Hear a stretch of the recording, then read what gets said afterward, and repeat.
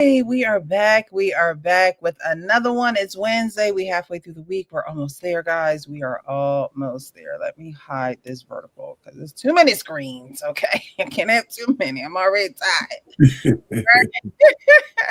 But good evening. Welcome back to the Real Precious Network, guys. If you're new here, definitely subscribe, like the live video this evening, share with a friend. Definitely subscribe to the channel so you know when we're live. We're usually live on Tuesday evenings for our adoptee foster, and 3 a.m. who is below me hosts that show with me, and then we have the men's forum on Wednesday nights. So I appreciate you guys for being here.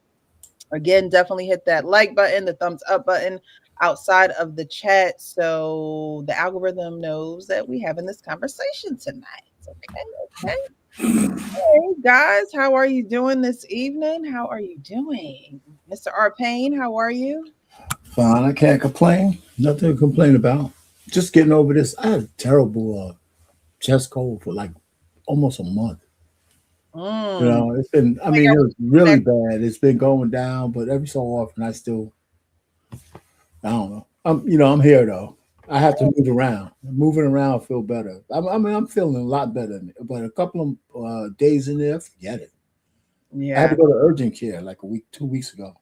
really. I know you had that cough and Yeah, yeah, that's it. with your wife and you weren't feeling too good. Yeah, well, that's what I did call you. That was part of it. I had to, and I was out of town because my Right. cousin passed away. I went up to Massachusetts for his funeral.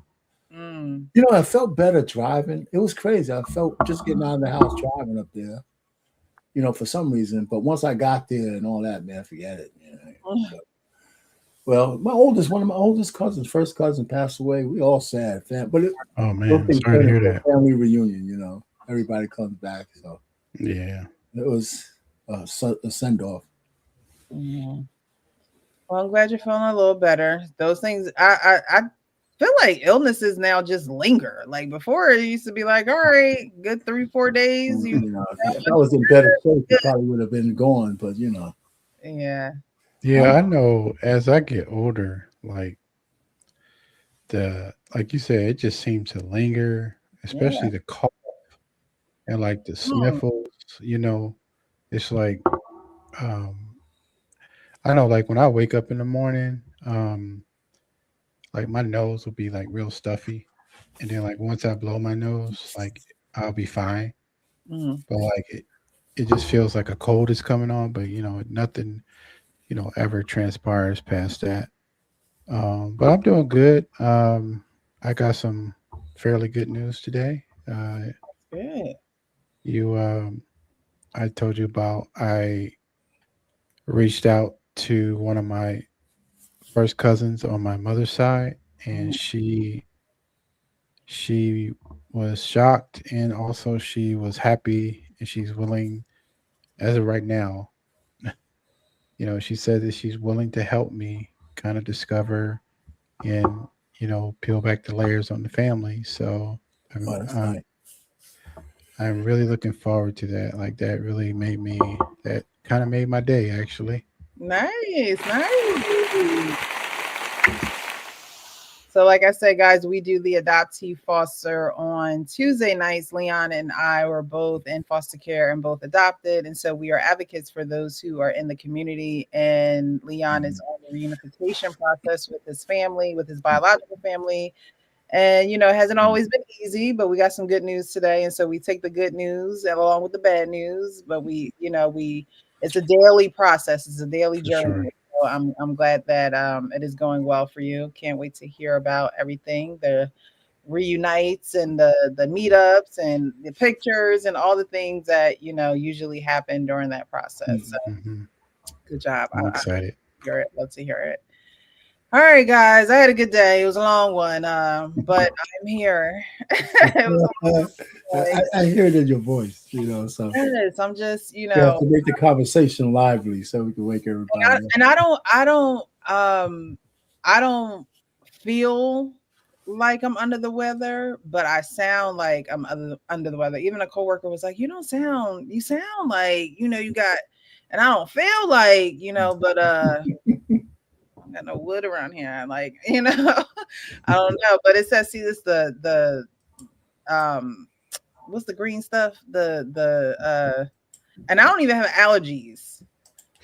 So I don't know if it's just the air that's making me feel this way, or I'm just really tired. I had a long day, a long evening last night, and go to bed till late. So Boy, that'll do it.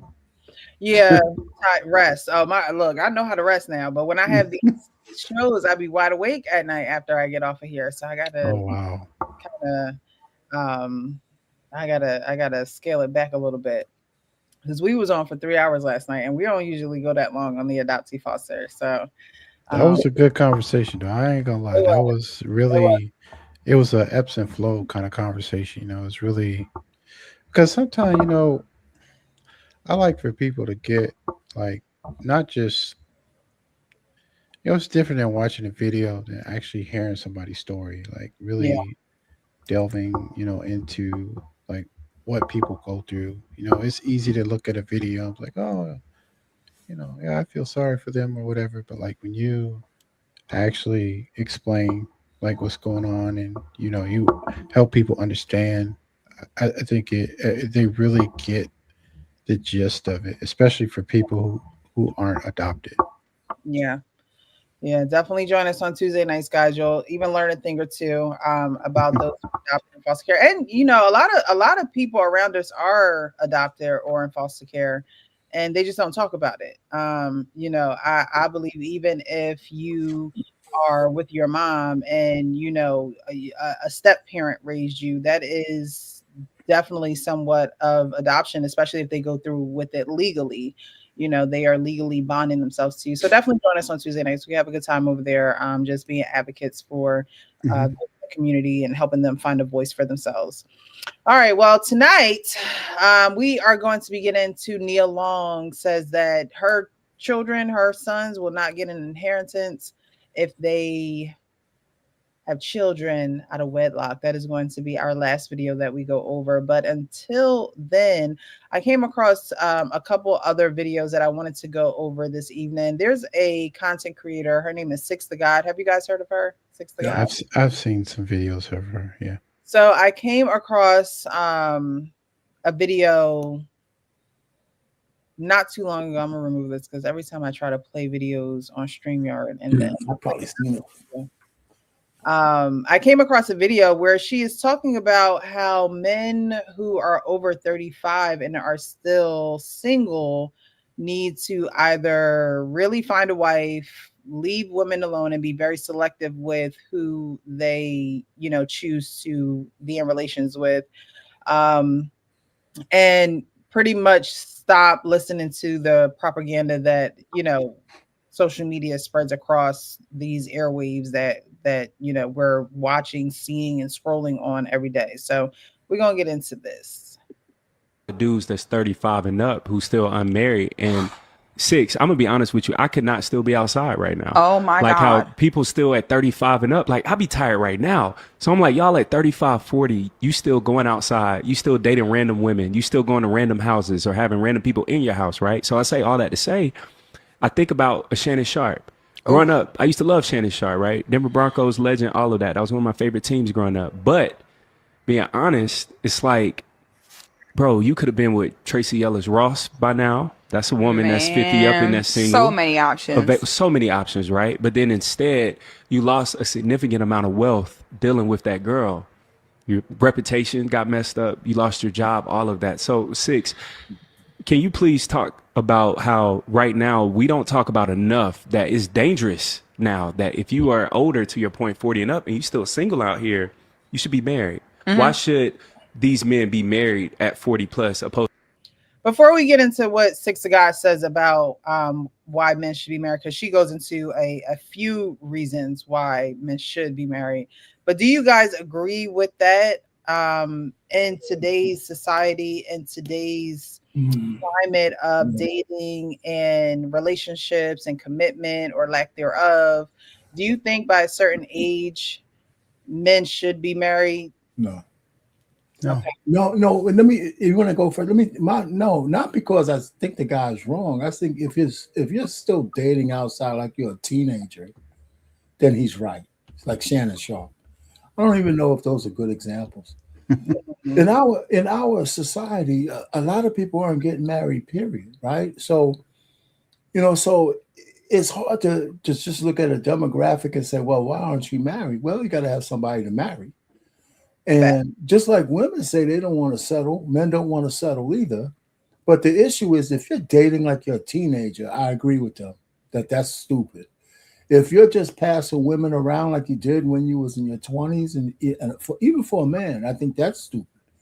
I mean, I got tired of that when I was 25. Right. You know what I'm saying? It doesn't take 1,000 women to know, that this is not a good kind of thing. Because, like I said, every sexual encounter, you open up a door to the unknown. Right. Every single one of them. And that goes for men and women. So I think the premise of where they're going, I'm not going to really disagree, but I like six a lot. But she's all my agreement with her is always on the adjacent angle because I think the woman's kind of like a brilliant in her own way. Because I listen to her a lot, and she doesn't play any favorites, and she don't have no extra love for men, but she doesn't hate men either. Right. So it's going to be interesting to see what she says. So this sounds like a good one because I know I semi already agree that you shouldn't be out there, but should they be married? That's another story, And so, and plus, I need to hear what I'm not going to say you need to stay single either, but your dating habits could change. You could have a partnership, like women want partners.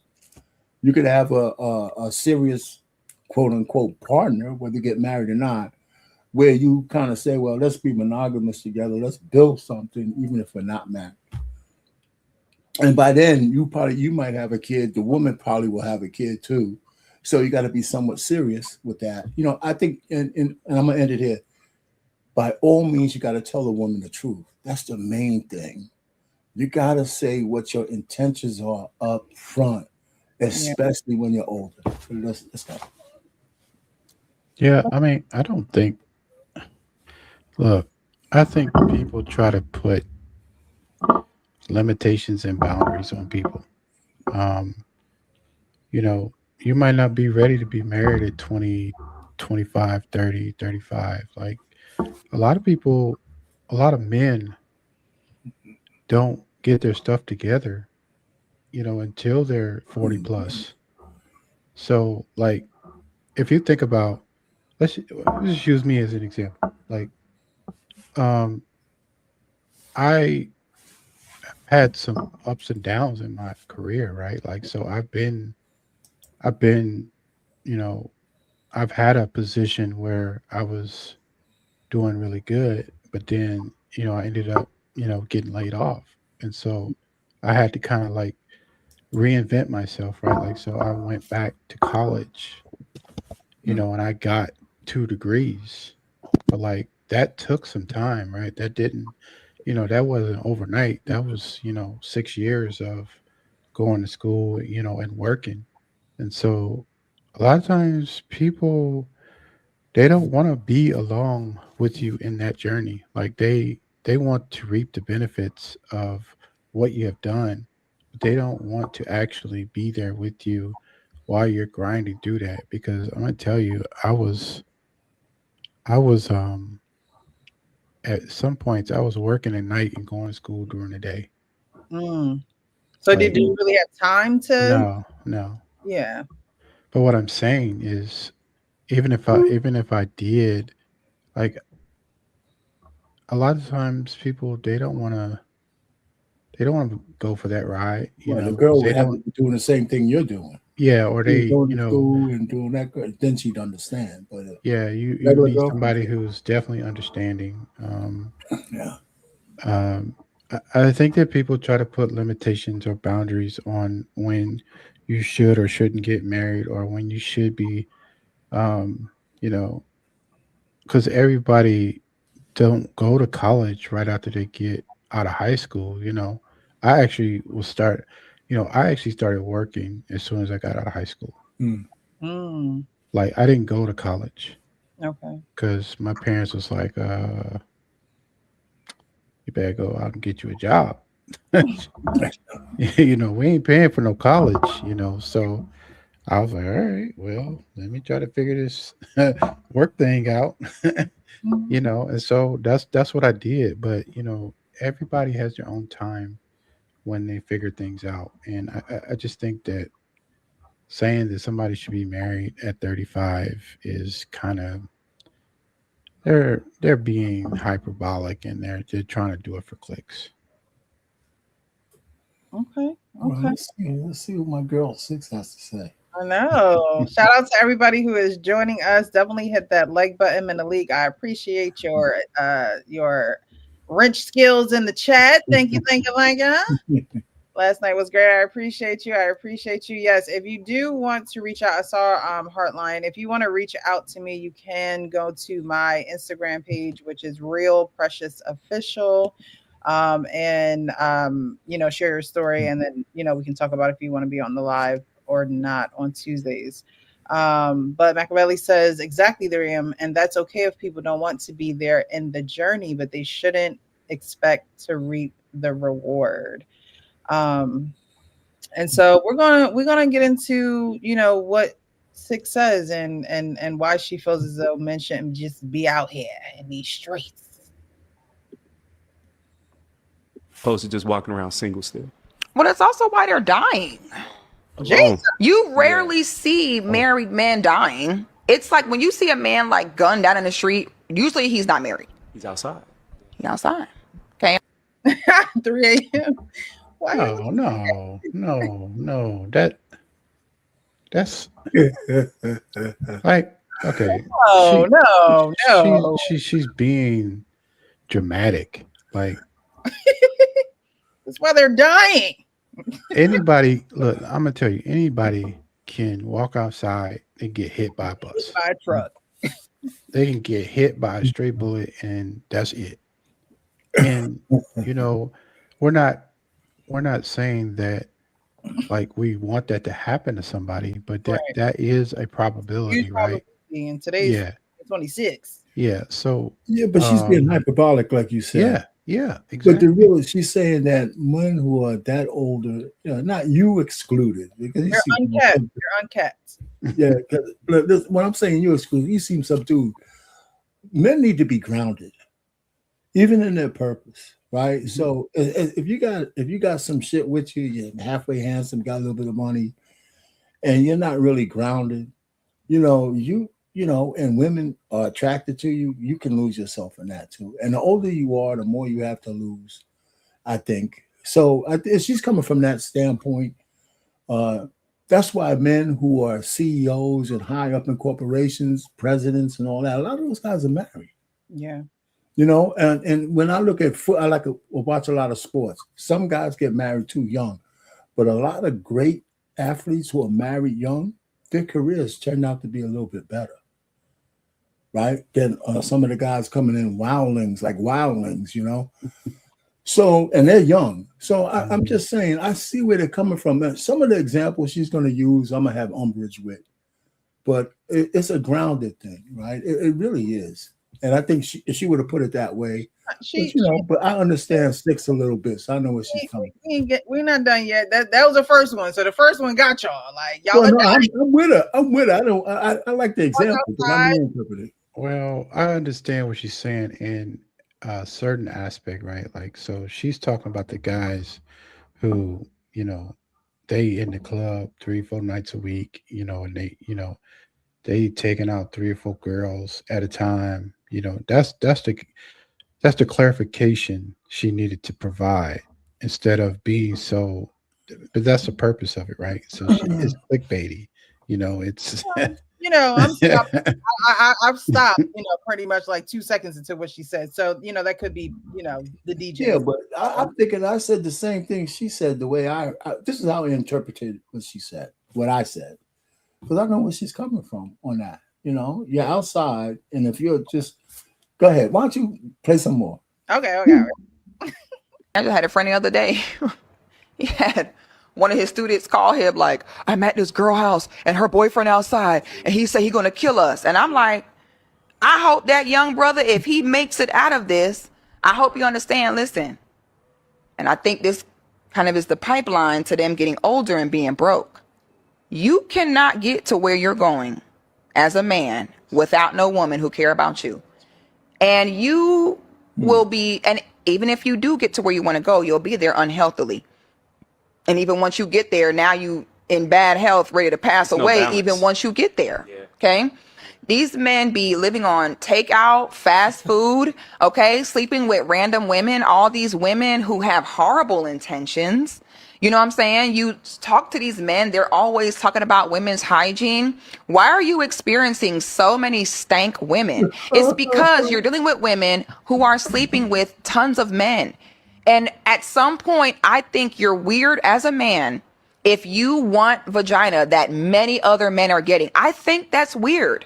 I think that at some point, I think after college, it's weird if you even want to deal with a woman. It's the arrogance and thinking, oh, she ain't gonna bring me down. Well, no, every woman you bed, every woman you deal with, oh, trust and believe. She got the ability to bring you down because ain't nothing stronger than the court of public opinion. So whatever she come out and say, every woman with a loose end, whatever that bitch come out and say, people are not going to care if it's true or not.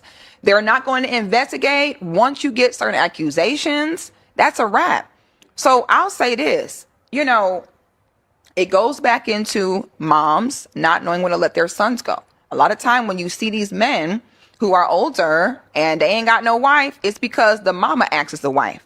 I just saw Michael B. Jordan going to an award show with his mom. Michael B. Jordan can't go to the award show with his mama. Mom.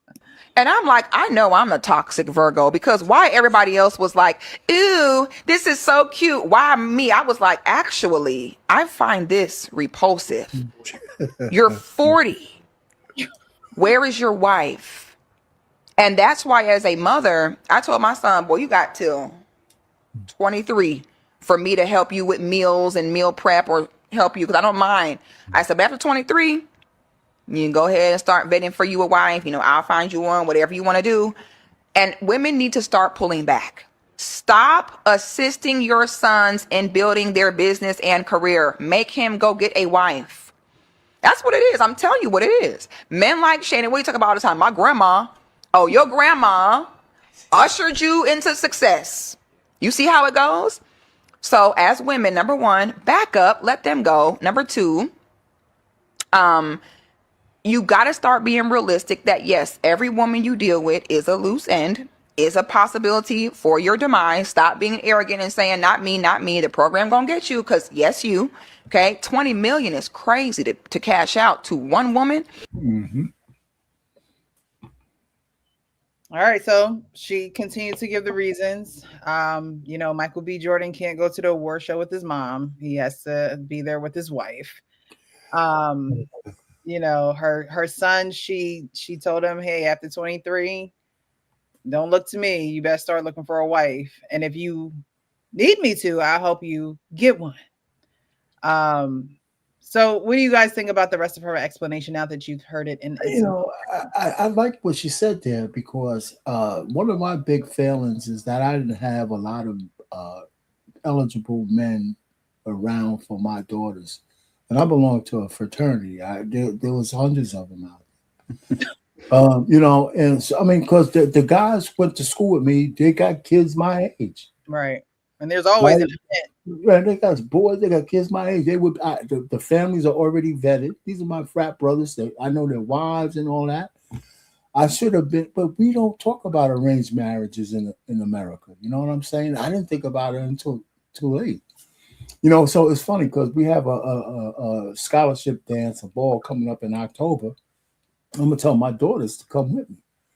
Sure. I'm gonna tell them why I want them to come with me. We're gonna have a whole bunch of frat brothers. Maybe I can get you somebody. Mm-hmm. So, you know, but I'm gonna really invite them. But so I agree with Six, and her network of women has to be probably second to none. Yeah. You know, and so I like that. I like that what she's saying. And 23 is a good age for that too. I don't agree. But do you I don't agree. I didn't say get married, but it's 23 you start looking. Because I know I started pruning down what I was doing around 25 years old because I wanted to be married. But go ahead, 3M. Yeah. So You don't So agree she- with what part you don't agree with? so she gonna stop being a mother at 23? Is that what she's saying? Say that. She said she's gonna stop doing certain things for her son, and I think that 23. I think she's giving him grace. Look, I think that people who talk like this, like they've experienced something that is deeply rooted inside of them. Like if you're putting a limit on how old a person can be before they get married, or she is talking about street dudes. She ain't talking about the regular dude that's working 9 to 5 and coming home and But chilling. you just moved the conversation. She's talking about her son in this particular clip. He's not a Well, street. we don't know that. Her son's not a street. Well, I mean, Her do son- you her know son is her fine. son? I mean, I don't know her I want to son. give her a better. Well, you're right. I don't know, but I would give her the benefit of the doubt that her son is not a street dude. So we'll just say that he's not. But like even still, it's not up to her. It's up to her him. what she's willing to do for him. It's up to her. No, it's up to him to decide, when he wants to get married. It's not up to her. No, but that's not what she said. She said she's going to stop doing certain things for her son when he reaches a certain age. The marriage part come after that. It's up to her and how much mothering she wants to do when he gets to a certain age. How is that wrong? Well, where's the father? I don't think mothering stops at a certain age, though. About 6. Yeah, that kid when she was younger. I don't think mothering stops at a certain age. Like I don't think.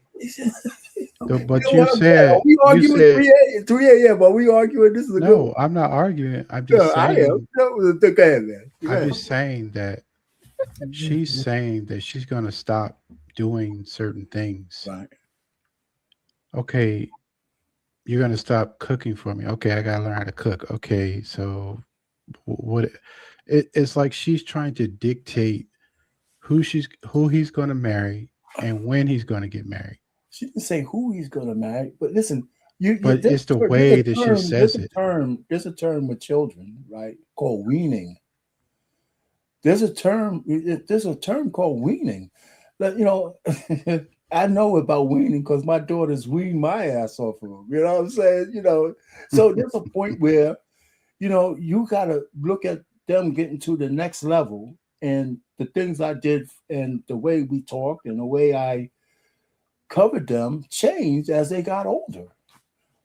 So it's a weaning process. I don't let me just dangle out here because you're going to deal with that yourself, Precious, at some point. Yeah, you're right. You're right. If you have kids, I mean, my man, he just got here. It's a weaning process, and I think that's what she's saying. I'm putting a word to it, but that sounds like weaning to me. Yeah. Good evening, Coach Ferg. How are you? What's up, Coach Ferg? How y'all doing, man? Everybody doing today? You're looking good today. Good. We're doing good. We're just, getting into this first video, and Keep the light skin guys on the bottom. Arcane is leaning over 6 of God. Hey, no light skin slander. Watch your mouth. Well, 3 a.m. like, nah, I don't like the way she said that. Like, nah. What you mean you gonna stop being a mother? So, Coach Ferg, how much of the video did you see? Do I need to play it again? If you want to, yeah. I mean, if you didn't see it, I want you to see it. Yeah, I seen the end, but I like to get the whole context. You can play it again. Yeah, play it again. I'm gonna shut up. Thank you. Appreciate it. No problem. Point. Me and Sid, we were just talking about that last night. I was like, babe, I'm 29 now, and like I'm realizing it's a lot of dudes that's 35 and up who still unmarried. And 6, I'm gonna be honest with you, I could not still be outside right now. Oh my like God. how people still at 35 and up, like I'll be tired right now. So I'm like, y'all at 35, 40, you still going outside, you still dating random women, you still going to random houses or having random people in your house, right? So I say all that to say, I think about a Shannon Sharp. Growing up, I used to love Shannon Sharp, right? Denver Broncos legend, all of that. That was one of my favorite teams growing up. But being honest, it's like, bro, you could have been with Tracy Ellis Ross by now. That's a woman that's 50 up and that's single. So many options. So many options, right? But then instead, you lost a significant amount of wealth dealing with that girl. Your reputation got messed up. You lost your job, all of that. So, Six, can you please talk about how right now we don't talk about enough that it's dangerous now that if you are older, to your point, 40 and up, and you still single out here, you should be married. Why should these men be married? I see you shaking your head, Coach Fur. What you got? What you got? This a semi-long video. So, listen, that's the problem with my second generation of babies after the crack era, right? They speak two sides of the fence. You out here, you in the streets, you losing your money, yeah. But then you should be married with what is being presented. Let's be honest. Shannon Sharp, compared to us, is in a league by himself, right? He's a fool to be who he is, to be tricking it the way he's tricking it. See, I could be cool with it if you was that boss dude and you said, look, come over, here's a little something for your troubles. But when you calling the scallywags, see, that's the problem to me. You trying to make the scallywags more than what they are. Leave them in the scallywag lane. However, as a single man, especially I'll say from 30 to 45, I was single. There's nothing better than a single man who's working every day, taking care of his business, taking care of his money, coming outside fresh and clean. Ain't nothing better than that as a single guy. You ain't got to, and you have to know who you are, because you ain't got to deal with the sister talking about take me over here so I can eat and drink over here. No, ugly, goodbye. See, but that comes with, I would never tell my son he ain't having the problems these dudes on YouTube are having with the ladies. He's not having those problems. But for a guy to be at the top of their game, listen, see, they equate the star athlete, the athlete's money, and the movie star money to real. You can't do that. I gotta get off at work at 4:30. I'm calling you at 4 o'clock. Hey, meet me at the house. You can't do it. Next. Meet me next.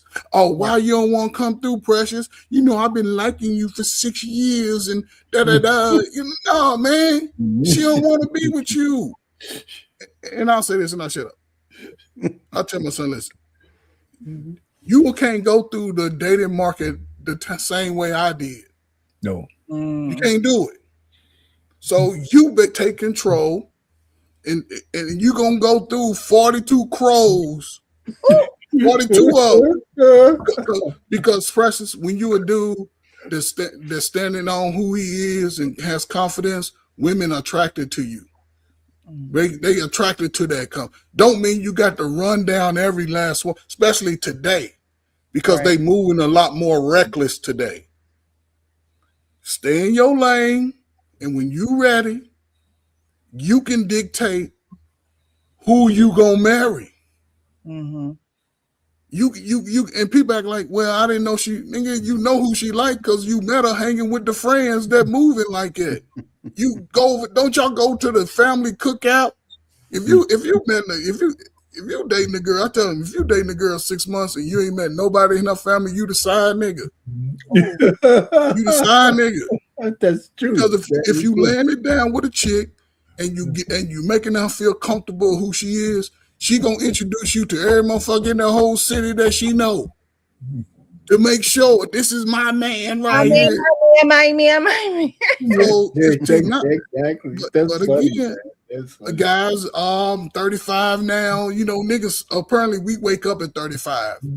You've been running around, didn't know that women talk shit, you know, call you ugly and all that when you was 25. You ain't know that they wanted your money then. So now listen, man, you only got to get one right. One. And the way they display themselves now, you don't have to look very far to realize she not the one. She not the one. And I'll say this, it's a lot of women today who only want to sex a nigga. just to say, I got that. They still playing these games. So, dudes, man, save yourself. Wait till look, it's the first of the month. All the chicks are talking shit because they got money. They got to pay their rent. That was up today. The 5th, they got to pay it. So you catch them on the 26th through the 31st. You can take some chicken wings over and she gonna take care of you. You don't be doing all that extra for these women because they telling you what they want. Stay away from them. But niggas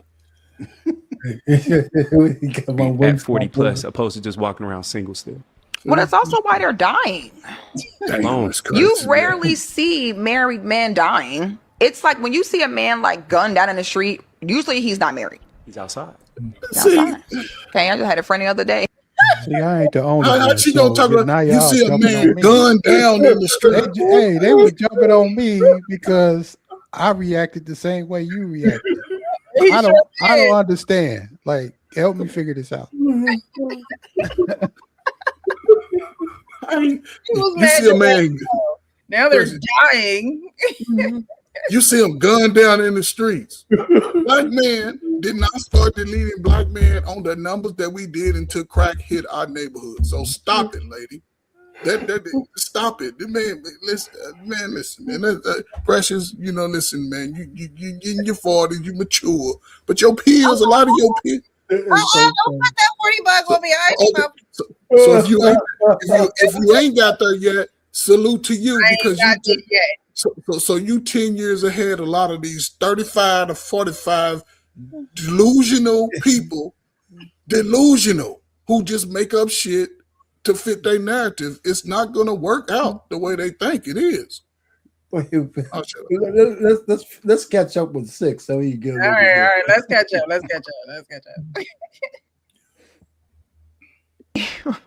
He had one of his students call him like, I'm at this girl house and her boyfriend outside and he said he's going to kill us. And I'm like, I hope that young brother, if he makes it out of this, I hope you understand, listen. And I think this kind of is the pipeline to them getting older and being broke. You cannot get to where you're going as a man without no woman who care about you. And you will be, and even if you do get to where you want to go, you'll be there unhealthily. And even once you get there, now you in bad health, ready to pass away, even once you get there. Yeah. Okay. These men be living on takeout, fast food, okay, sleeping with random women, all these women who have horrible intentions. You know what I'm saying? You talk to these men, they're always talking about women's hygiene. Why are you experiencing so many stank women? It's because you're dealing with women who are sleeping with tons of men. And at some point, I think you're weird as a man if you want vagina that many other men are getting. I think that's weird.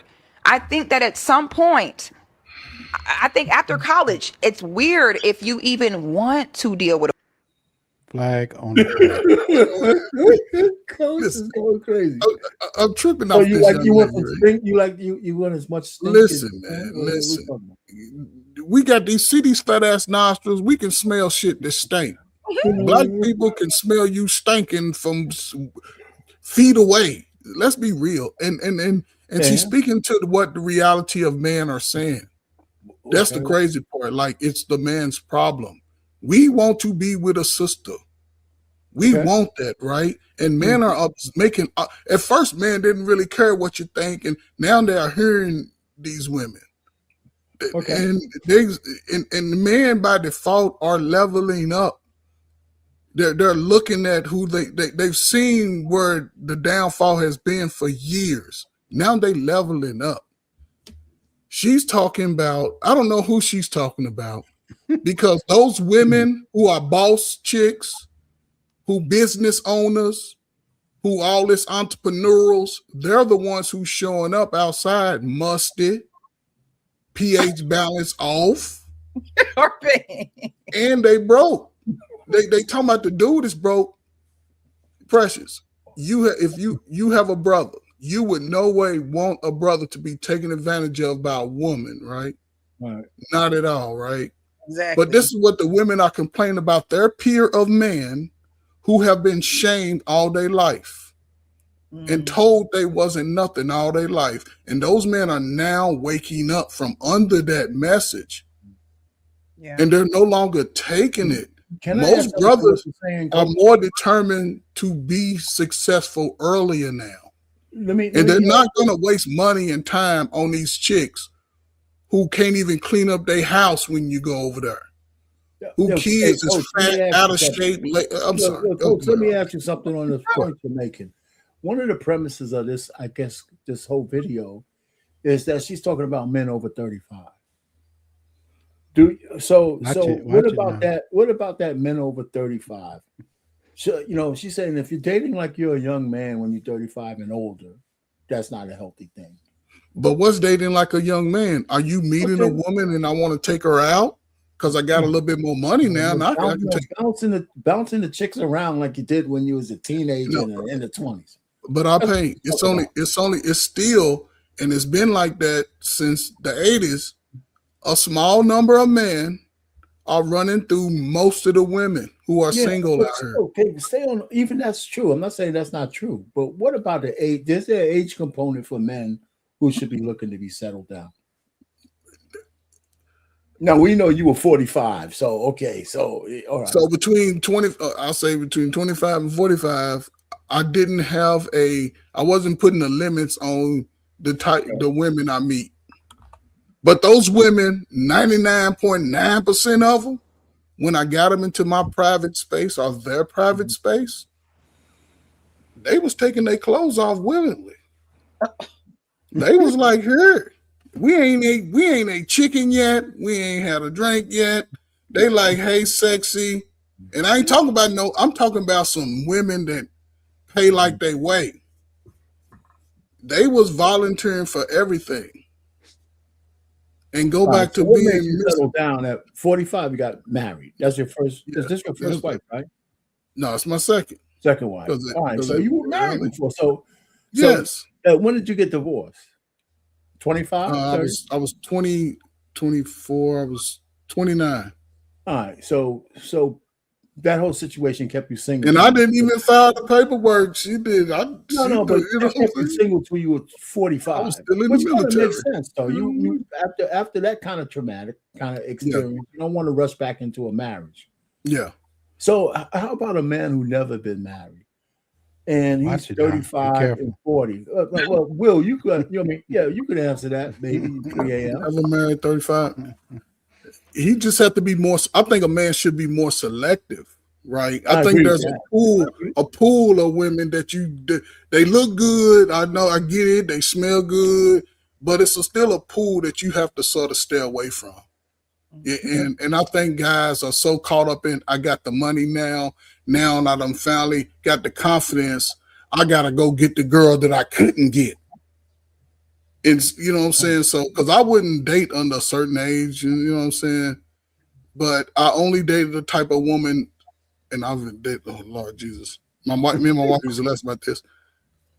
I want a woman with a certain importance to other people. I like those more. I'm more attracted to that. Like a serving person, you know what I'm saying? I'm into that. But somebody, hey, I met a woman she told me she need $400 for a rent. I disconnected from her forever. Don't tell me you need money. Don't tell me that.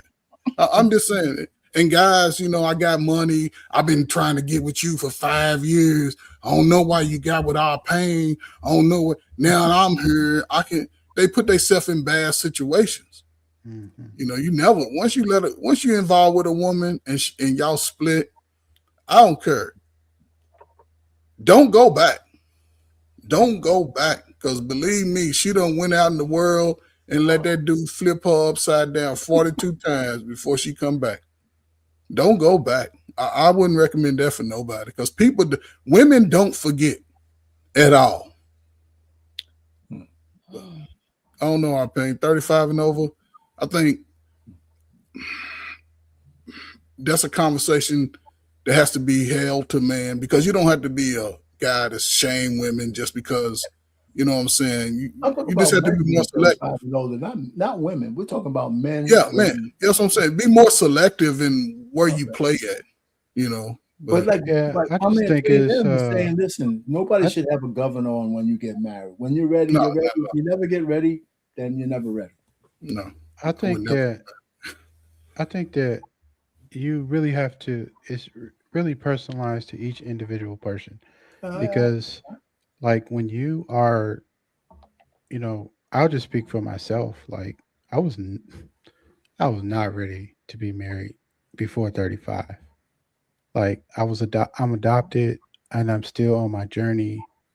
That's a part of healing, that's a part of closure, that's a part of actually stepping into the next level of your manhood is when you can actually say, okay, I've taken care of these pieces of my life and now I'm ready to bring somebody in to be a part of my life and not just, I don't want to damage them, and so um, I would want somebody to respect that decision that I have made for my life, and if they don't want to stick around, I understand. I'm not going to stop them from going on to the next person because I need to do what I need to do when I'm ready to do it, not when a person online says, "Oh, you should be married by the time you're 35." No, that's gotcha. just not how I live my life. Yeah. Yeah. All right. I'm glad we're getting somewhere with this. I'm glad. Do you think? I want to ask him this question. Do you think it would take a man 35 over 35, 3 to 5 years to realize that's the woman he wants to marry or not marry? It shouldn't. It shouldn't. That's my answer. It shouldn't. Who you asking, me or you Yeah, I was asking? asking you. Yeah, Oh, because you said something equated to time. Say we over 35 now. Yeah. Do you think there should be a time limit? Or just I three, mean, 5? I really piggyback off of what you said because like I mean, you can date anybody, right? But like, what kind of values does that person have? Like, what do they really, um, what do they value in life, and how do they treat people? Like, I am really big on how I want to see how you are when you're out in public and we go to dinner and I want to see how you treat that person that's serving food. Like, are you evil? Are you mean? Do you, um, you know, do you disrespect people in public? Or it is very important to me how someone treats older people because I have a soft heart for older people and people who treat how people treat their parents. I mean, there are things that I value that a lot of people they may not value. They might value different things, right? Like so, those are things that I look for in a woman. So, hey, Precious, somebody's asking, what's your opinion? I see. I see. It's funny that we're having this conversation. I was literally just telling my sister today actually.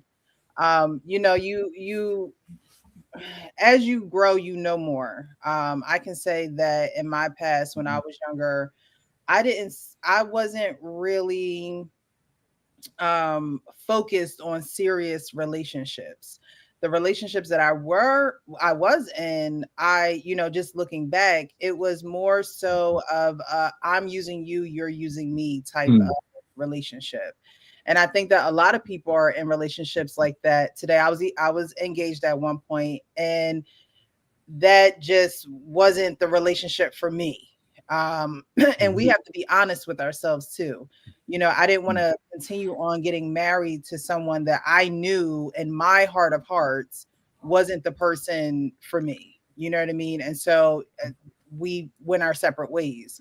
I think at this point in my life, it's, I want to be able to pour into someone, and I want them to be able to pour into me. So it's just a flow of service, a flow of generosity, a flow of reciprocity. It's a flow of those things, and we're not, trying to pull from lack, trying to complete each other because you using me for this and I'm using you for that.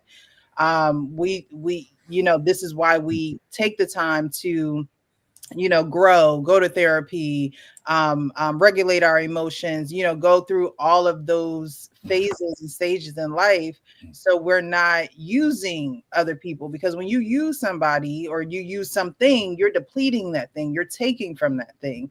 And I think in today's society, these gas prices going up by the second. Okay, people are using other people, and I don't want to be in a relationship where it's just like, oh my God, I need him to survive. It's like, no, I need him to enjoy a full life, a life where we can be connected and we can, again, pour into each other, and not just say that we're together because we're using each other in some aspect or one another. And we all, quote unquote, use each other. But my intent is not to take from you. My intent is to pour into you, right? And if I can't do that, then I have to be honest with myself and with you to let you know that I'm not the person for the job. Like, you know what I mean?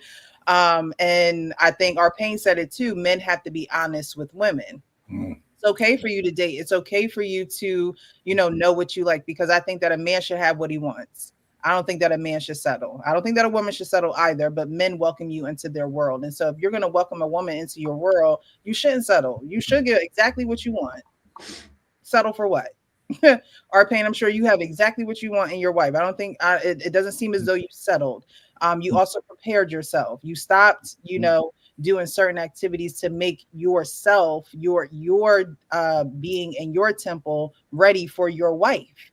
And a lot of men don't do that either. They just continuously date, and they're just like, oh, I can't find anyone. And it's like, oh, have you taken time out for yourself to know what you like, to know, to see the things that you don't want in a woman? Or is this a trial and error basis every woman that you get with, and you're not taking a step back to do any type of, inventory, so again, I don't think that men should settle. And within men not settling, that does give you the time period. And I think Coach Ferg said it, you have this time period, maybe a 10-year time period where you are finding yourself. Doesn't mean that you're not dating at all. Doesn't mean you don't, you're not seeing what's out there, but it means you are pouring into yourself. 3 a.m. you talked about going back to school and, working in the daytime and going to school at night, or going to school in the daytime, working at night.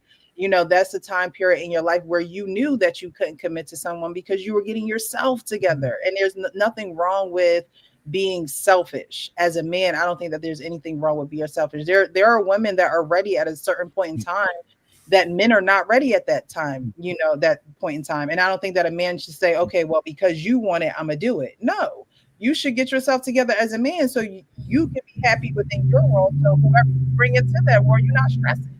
Who would? I mean, I think men are bitter, angry, and nasty when they don't have no money. I'm sorry, like. When a man is not working, or when he's not pulling in what he want to pull in, he's not happy with himself. That's a fact. That's real talk. Like, he's just not happy with himself. So any woman that comes in that, that journey with him is not going to be happy with him either, because he's not happy with himself. And so a woman needs to recognize that as well. And it's not about a woman using a man for money, but you also have to see the behaviors around a man and his money as well. I'm not a woman that's like, oh, give me $400 for the rent or do X, Y, and Z. No, I observe. I see how you either willingly are a cheerful giver, or if you like, we're gonna go half on everything. Like, I don't mind going half with a man, but every single time we go out, I don't know.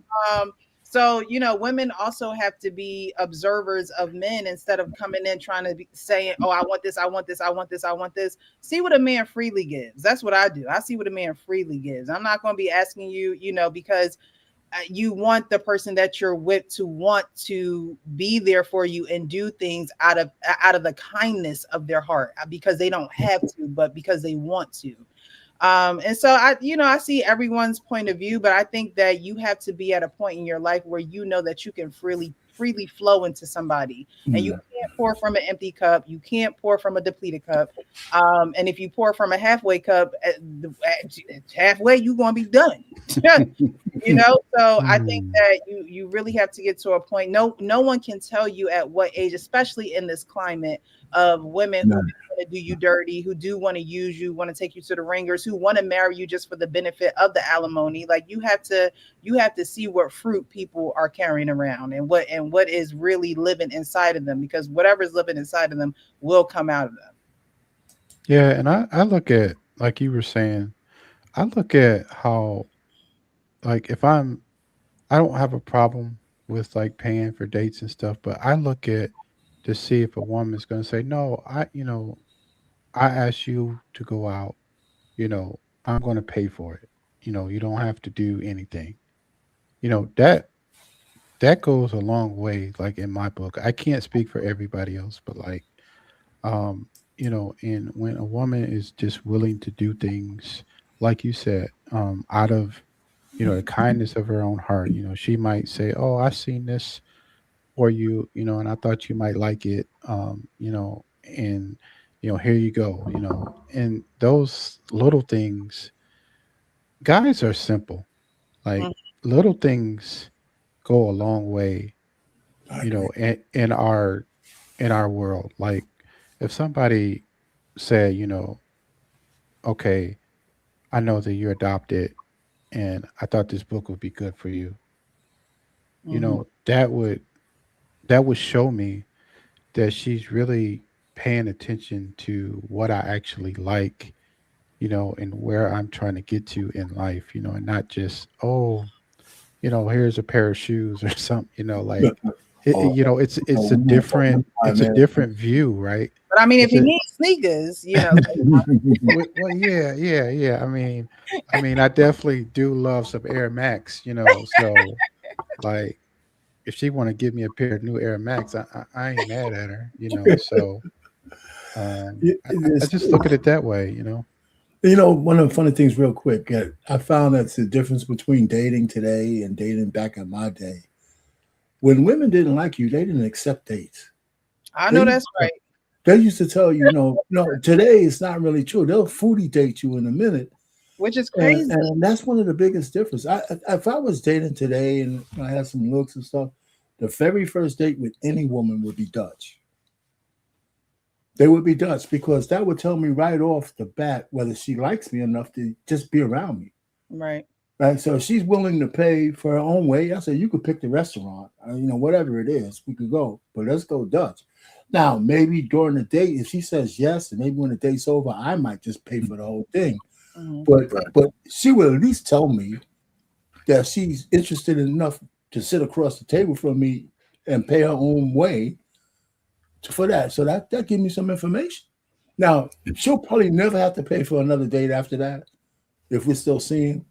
But that would be my first test, especially today. But back in the day when a woman didn't like you, your money ain't no good. I'm not sitting across from your ugly ass and eating some Well, food. It's not exactly. even going to taste good. I mean, Yeah. I'm telling you, if you don't want So to be I there, have a question then. I have a question because you're right. Like I'm that way. Like if I don't like you, what's the point? Like I'm not going to waste your time or mine, right? yeah, And I'm just such a I can't fake nothing. Like it just don't come natural to me. Like I'm not going to fake and go out with you and sit at a restaurant because I want the food at the restaurant. yeah, Like yeah. I'd rather just go sit at the bar by myself and go get myself an entree and a drink. You know Exactly. what I mean? And so my question would be then, because dating is a lot different, and men do fall for the woman who just wants the foodie date, right? How do men in 2026 really know that a woman likes him? Coach Ferg.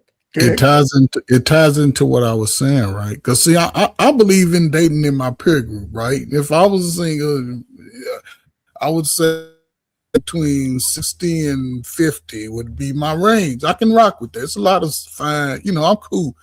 But I've always believed in this, and my mother told me this. If a woman likes you after you've initially talked to her and whatever, is she willing to show up where you are sometime? Mm, I'm a sports guy. I like one of the biggest things I used to love if hey, what's up? I'm playing ball. Come through. If they showed up at the basketball court, then I can just move forward with that type of vibe. Like, okay, she's willing to, and I can have a conversation You know what I'm saying? A genuine conversation. You know what I'm saying? And I can read her body language. I'm big on how you show up. You know, your eye contact, your movements, your how you handle your phone. You always on it every 2 minutes. Are you talking to me? I'm into that, and that would be determining. Hey, let's set up a. You know, I'm old school. You know, let's go on a little date or something. You know what I'm saying? I know it's like a little restaurant, but me, I'll shut up. I'm going to go get some chicken wings. Are you hungry? I'm going to go get this little turkey burger. You want one? Mm-hmm.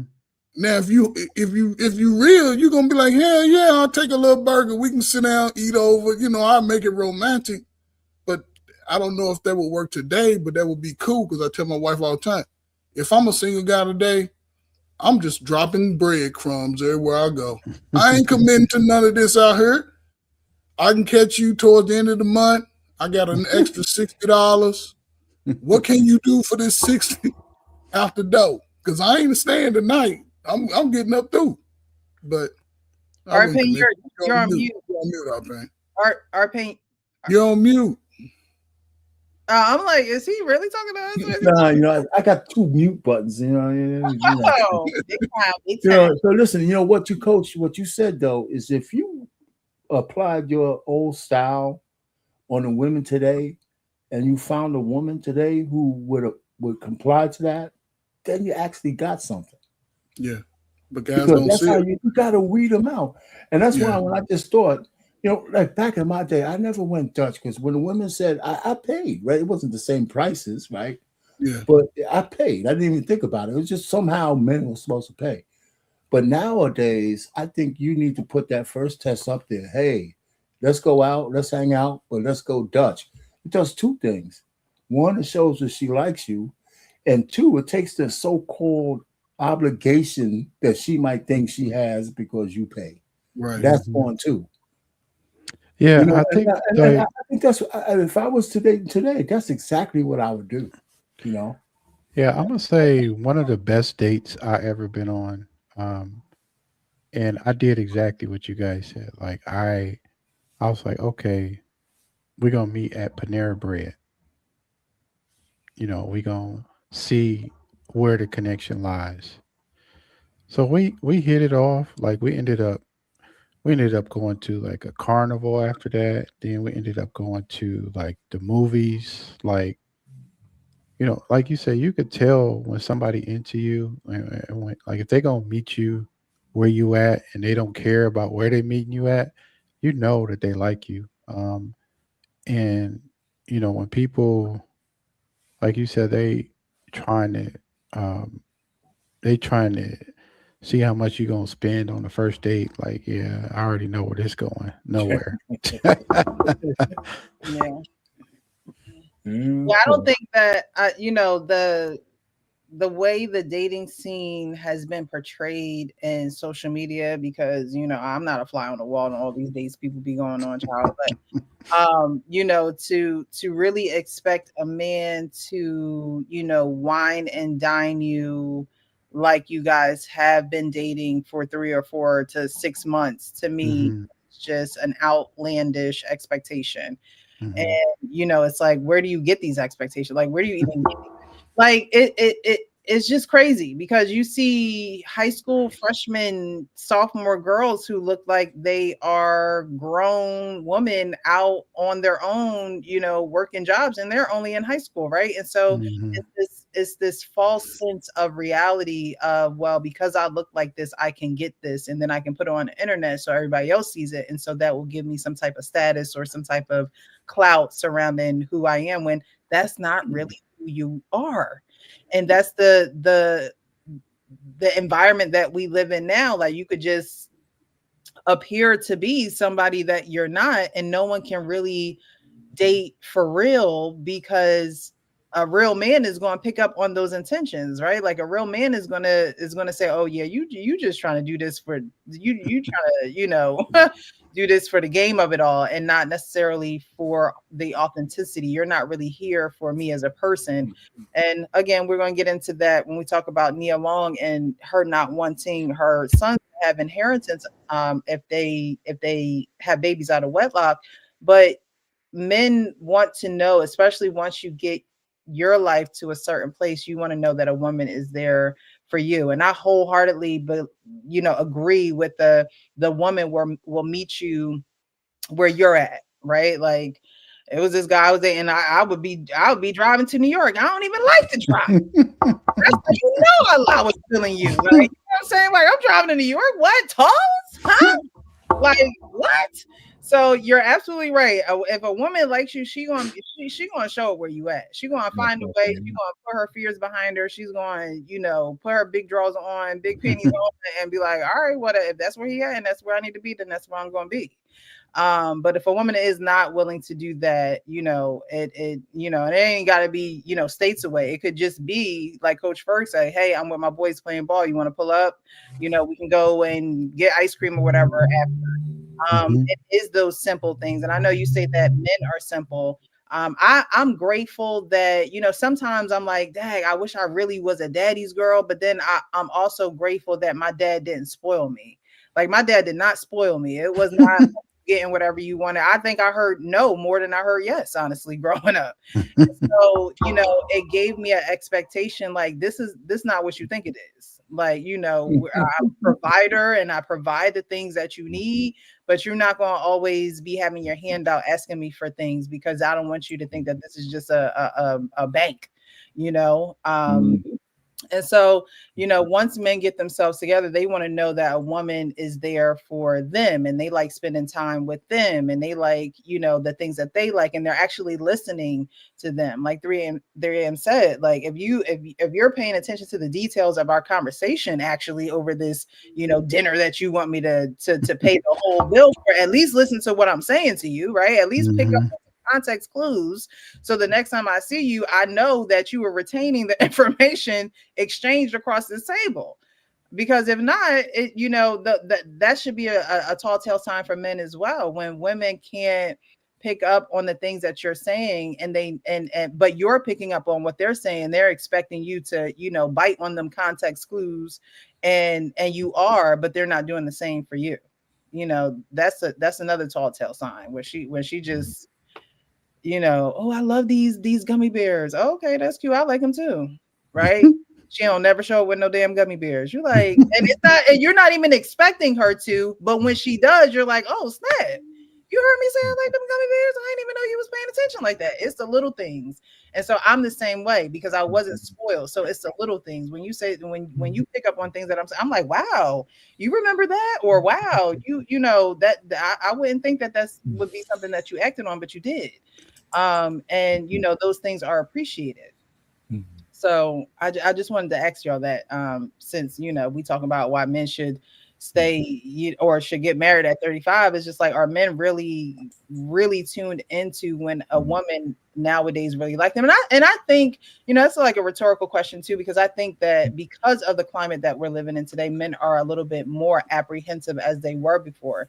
Because back in the day, men, they would walk up to you, they would be bold, and hey, I like you, what's your name, what's your number, let me take you out.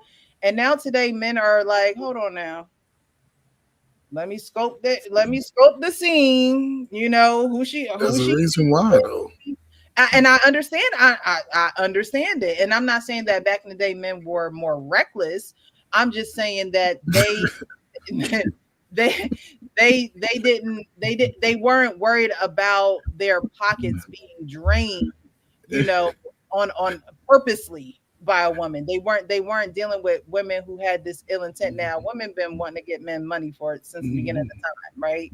However, back in the day, things were more simpler. You everybody didn't know everybody's business, so you could be walking down the street with your man, and that'd be y'all situation. And so there was no fear of exploitation. There was no fear of your business being out there. There was no fear of women coming in for the wrong reasons. You did enjoy each other. And if it didn't work out, it just didn't work out and you moved on. But now people are just like, who sent you? What you want with me? you know what why are you here, instead of really just giving people the opportunity and the benefit of the doubt, getting to know them and finding out that if that's not the person for you, then you just moving on. But nowadays, if you're not the person for somebody, they're gonna go run tell the internet, girl, guess what this man did on this date, and then the man like, well, dang, I can't do nothing. But Precious, that's not the biggest issue, right? Because man who in tune with itself should understand that not every woman is gonna like you. The difference with the biggest difference I see from then and today, when I approached a woman, our pain, 3 a.m. She let us down. Hey, I ain't interested. Blah blah blah.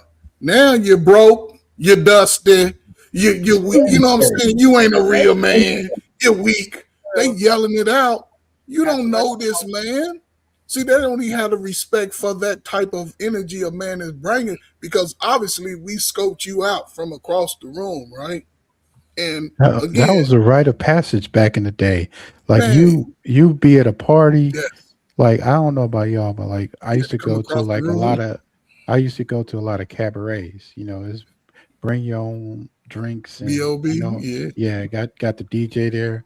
And like you said, you scoping somebody out from the other side of the room and You had to walk over. yeah, oh yeah, you got to walk over, got to put your big boy pants on and run whatever line you gonna run and and And then if it take it didn't from work, there. guess what? If it didn't work 3 a.m., you On got to to the come back next. over to the bar with me and our pain. And we like, she turned you down, didn't she, bro? All right, Hey, man. man. There go one right there. See, Yeah, so man, I how tell men you what, started and the getting other right. women are looking at you. You get turned down. Yes, yeah. You're not dancing that dance. You That might not song, get because none all the that women night. are going to say, "Nah, you went over to her. You got turned down. You got to do the walk of shame back, and Yes, then you got to wait to the Was that next record." the wood? Was that the the wood? walk of shame. Yeah, And, man. they wanted to walk up to her and get her number, and her brother went to the school. I tell my brother on you. All right, Yeah, but well, that was part of that dynamic. And brothers learn through those trials and errors, right? Yeah. Because Mhm. at the bar, people know eyes are on them. But I Yes. saw her ass at the park. I got a chance to shoot my little silly. She was walking in the park, and see, back then the women stayed over here, the boys stayed over here. We mhm. came together on weekends or at a play. Now everybody's running together most of their life, so they taking on personalities of each other, Hmm. and you're like, they don't even know what they like. The type of dude everybody want the dude with the most money. We as men, we know the dude with the most money go get the most ass. We know that. We know that. But women, no, y'all ain't no. You on mute. I'm sorry. I'm sure.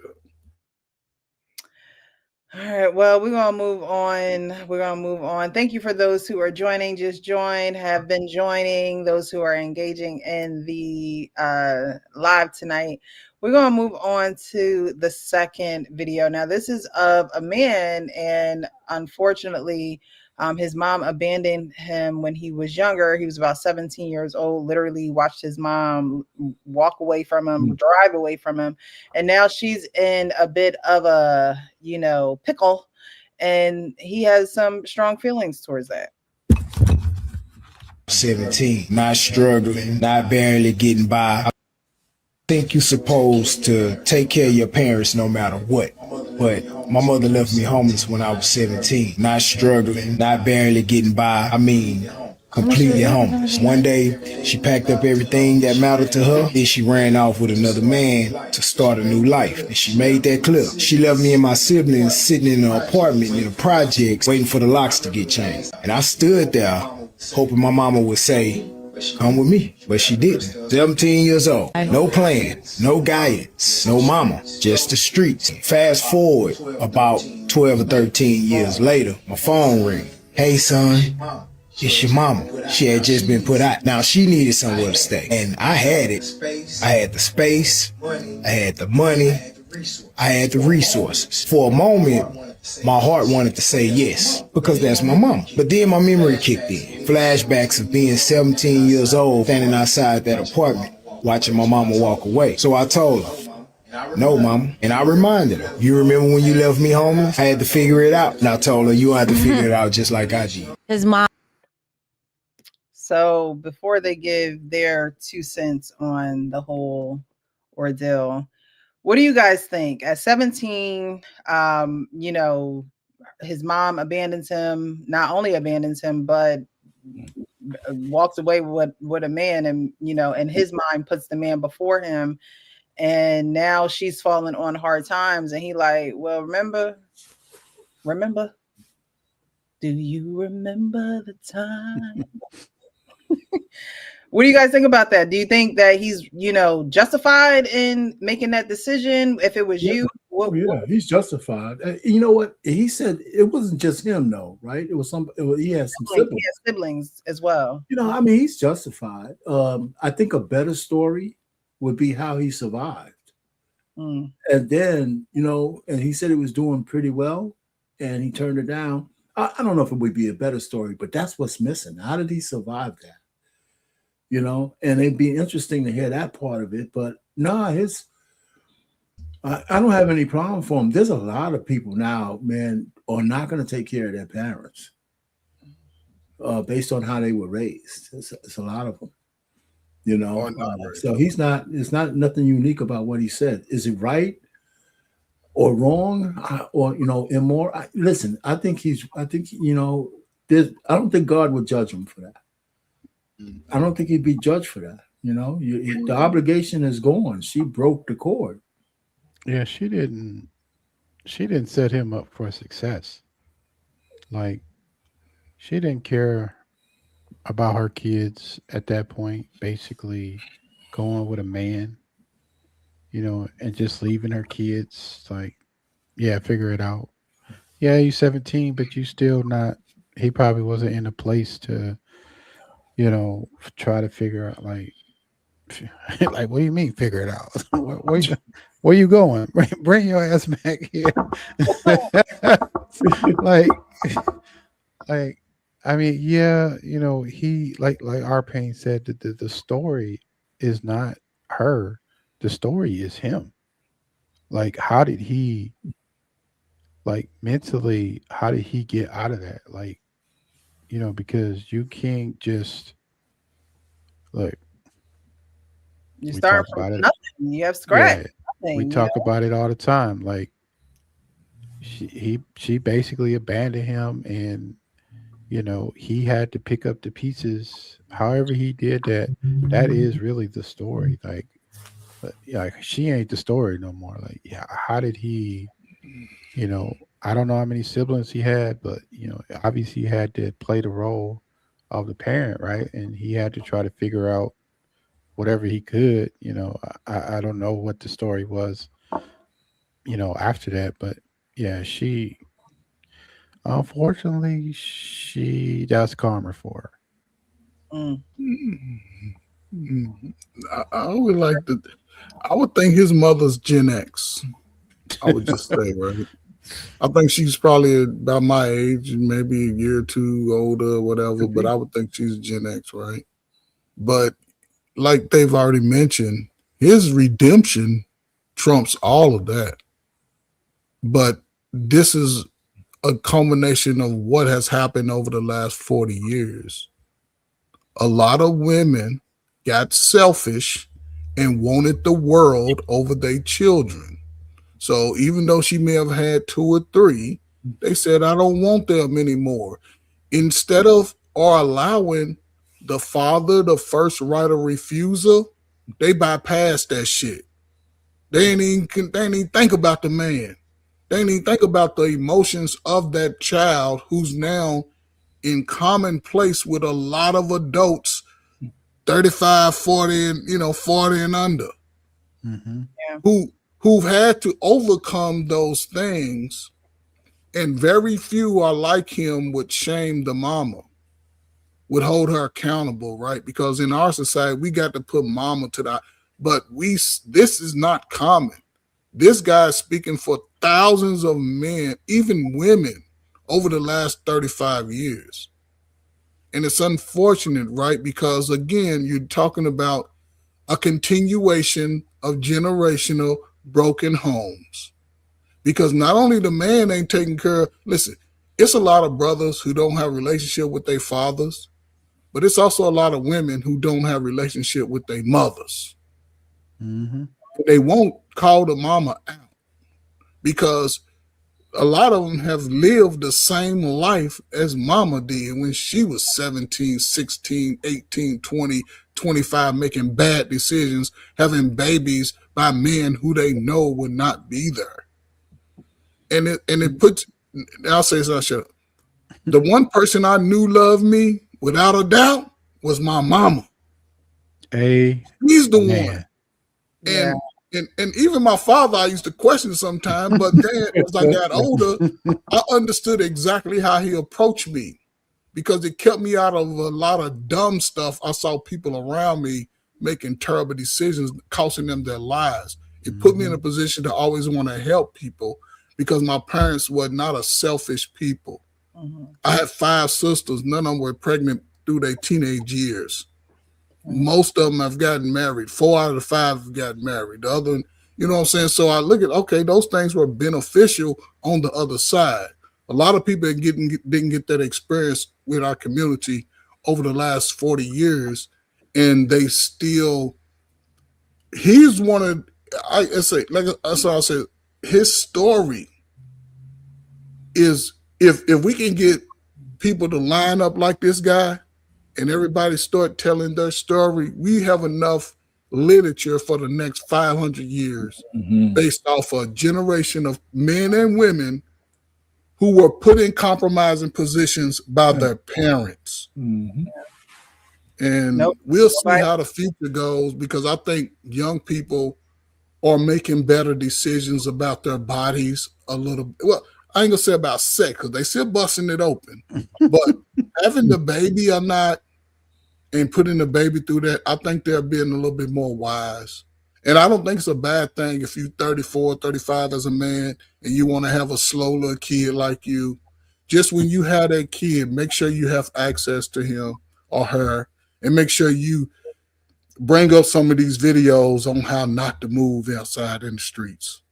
Because that could help them bypass a lot of heartache and trauma, into their adulthood. But we'll see.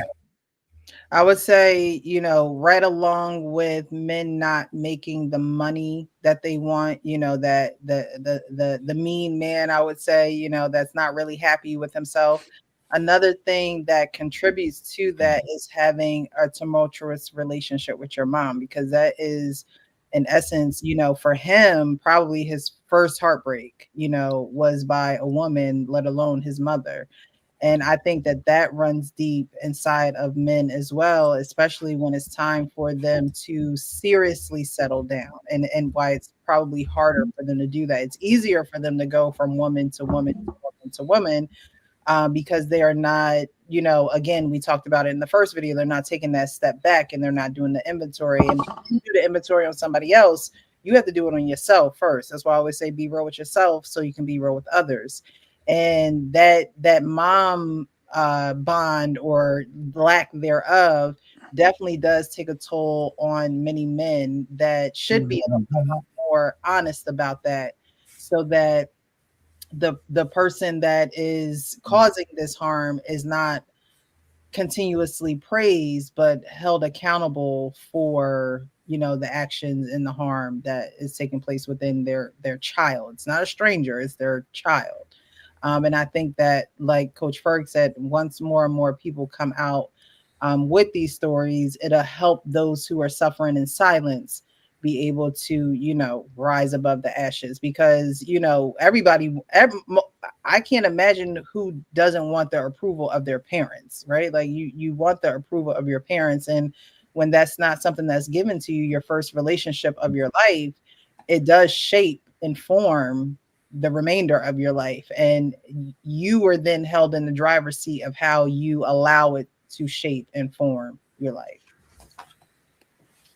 All right, we're going to finish watching the rest of the video, see what you got to say. Mom called and, she asked for help. That's where I'm torn at. Can we just get before you go on, can we get like a Yeah, just what a do y'all quick think? yay or nay? On the first part. Yeah, or like would you have Never leave your child at 17, obviously. No, not that. Would you have allowed your mom to come into your home Yeah. if she was in the predicament? She left you at 17. Is it a yes or a no? It's a You no. would say no to your mom.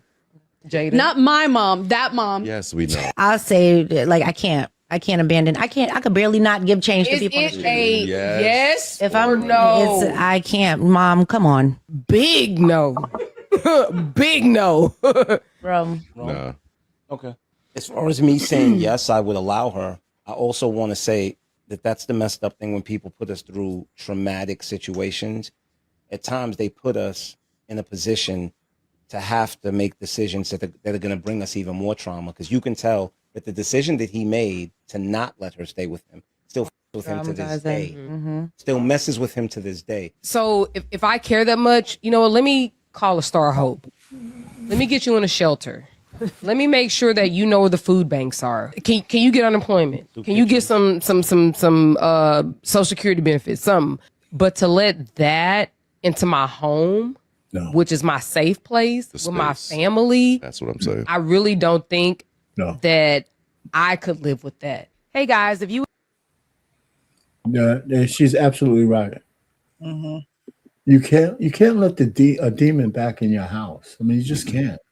And there's other alternatives. She said it. If there's a shelter, is this, is that? I'll hook you up there, but you're not coming in my house. You're not. So I can dig it.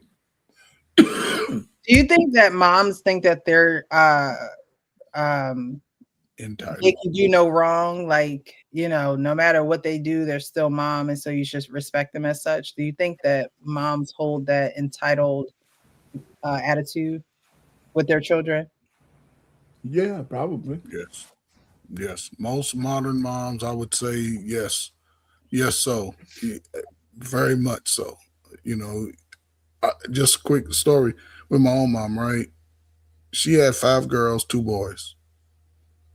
As she gotten older, she started to have this, did I do a good enough job? And we had to spend time telling her, like, yeah, you raised. I was probably the wildest kid my mama had.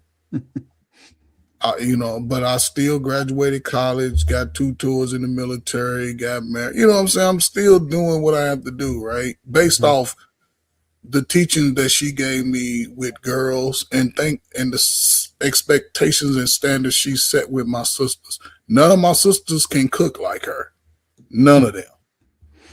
But just having that, even from my father with my sisters, guys had to show respect when they came to my house. There wasn't none of that. When my father was home, it was quiet as a mouse with everybody in the house. Mm-hmm.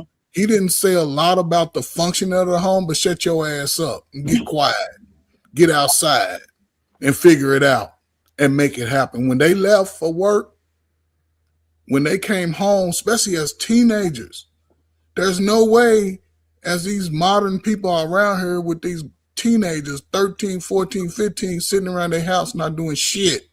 Put their ass to work. Yeah, that's But unbelievable. but the expectation that they gave me, everywhere I went after that, I came in with that type of, I guess, fortitude. I'm not going to stay with you for free. I'm not going to expect you to do everything. I'm going to contribute so we can all eat. I couldn't be in a space where you struggling, stressed out. No, everybody got to eat. Right. But a lot of people today, they don't have those relationships from the people who should have loved them the most, gave them the most information, and at least encouraged them the most. Because I think a lot of people lack the encouragement. It's a different fight when you're fighting in front of your mom and your daddy than around your friends. It's a different fight. But here we are, Precious. Your peers. I blame it on you and your peers. Oh my goodness. 3 a.m. You have anything on that one? I mean, it's like when you are growing up, you pick up certain things from your parents, like your mannerisms, the the core values, the skills you can pick up from your parents, and and you don't even realize it, right? Like when you growing up, like when you all grown up and you do certain things, you just do it because that's what you had learned, you had seen, or your parents had taught you. And so when you are around people who don't have those same values, or don't, you know, you have people who, like Ferg said, like when I was a kid, I made so much money shoveling snow, raking grass, More. huh? I said I feel like kids don't even do that anymore. And Yeah, like we didn't, we it was expected of us to not only do our yard but the neighbor's yard. exactly. Like, go over Yep. there and do Joe and them yard too. hmm Like, hey, where they kids at? I made so much money cutting grass, shoveling snow, raking leaves, doing just arbitrary tasks for neighbors, because I grew up around a lot of older neighbors. So like they couldn't afford, to get landscaping, or they just would prefer, you know, that I do it. And I was fine with that. It was money in my pocket. Mm. So I think a lot of people don't, they lack, especially some kids, they lack, that fortitude, and that discipline to get out and go work. They just think, you know and I blame some of the parents too, because like a lot of the parents, they just give kids a tablet and say, go sit in the corner, instead of limiting that time, and to having them go outside and do things that are productive, and acquiring a skill that they can always use. Yeah. Well, I can't imagine at 17, just turning your back on your son, especially for a man, and it didn't work with that man, and now you back at square one, trying to ask your son for a favor, I guess, in this situation. But I do think that parents should also take that that self inventory that we were talking about earlier, um, because I always say, the mark of a good parent is if your children want to come back to your house when they're adults. If your child wants to, just regularly visit you, because they miss you or they want to spend time with you, that's how you really cultivated that parent-child intimacy relationship, um, and you stewarded over it well. Because sometimes you're in emotions of being a parent, and what they always say, it went by so fast, and you're not really taking the moment and taking inventory, and even asking your children, what can I do better? In what ways can I support you? And what ways, what things do I do that frustrate you emotionally, that I can change and be aware of for myself, so I know not to continue to do those things. It's okay to, you have the answers to the test. If you're a parent, you have the answers to the test. You don't have to wonder and guess and try to, trick it out of your child. Just ask them the simple questions, because they're going to know that you're open to knowing and supporting who they wholeheartedly are as individuals, and not just as your son or your daughter. They're not just playing a role, they're also living their life. And if you don't have any engagement in that, then the life is just going to continue to slip by, and you're going to get to a point where the child going to be like, I ain't never know you.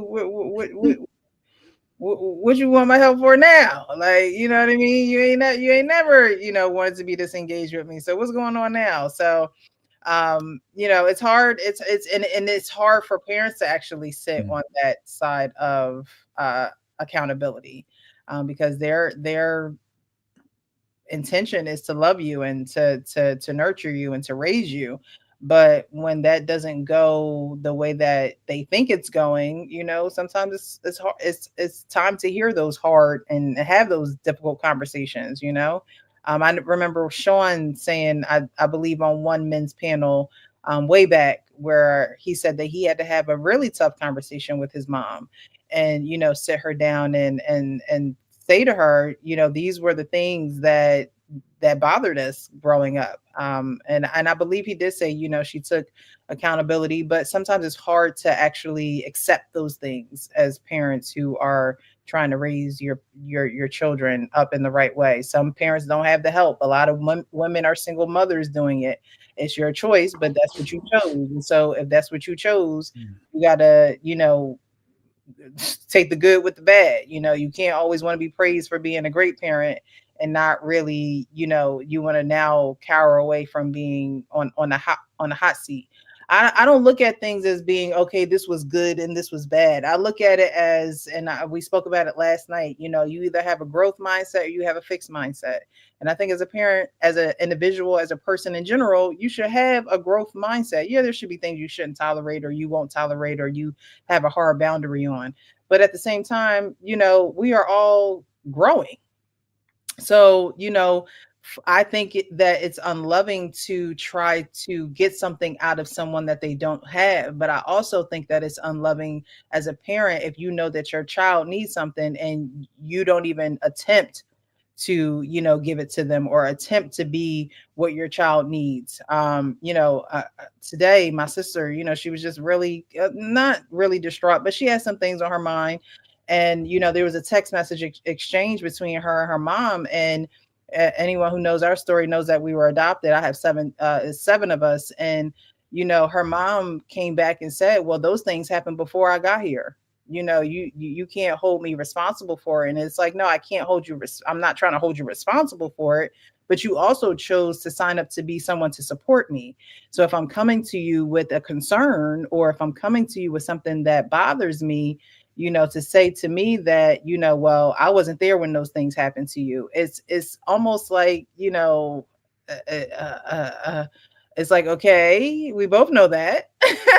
But at this point, how do we grow? How do we start and move forward within our relationship so that those things that did happen prior to you coming into my life doesn't seep into our relationship? How can we work together for me to mend those things in my life? And so sometimes it's hard for parents to take that inventory, that parental inventory. And it's not a bad thing to say that that's the case. We're all growing, we're all moving forward. So it doesn't mean that anything that you did was bad. It just means that some things do need to be held underneath of a microscope a little bit, in order for generations to change.